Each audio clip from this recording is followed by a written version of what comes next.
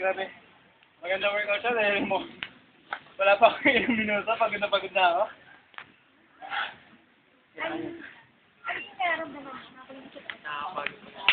Naramdaman ko na sa loob ako. Parang gusto mong tumayo, gusto mong tumakbo, gusto may control yung sport ball. Parang usan ka lang dalhin ng bola, dun ka lang. Kasi hindi ko lang tutugay yun. Tapos hindi siya pag-lulog na gusto pumunta. So, pero sobrang safe sa kahit sabihin nila kahit tumalon-talon ka, tumayo ka sa loob kung kaya mo. Gusto mong kumanta, pwede rin. Malakas yung echo sa loob. Yun nga, medyo mainit sa loob kaya mapalit sa kahingal. Hindi naman ako nahirapan tumingan sa loob, pero siguro yung mga tao sa loob ko hindi para sa inyo to.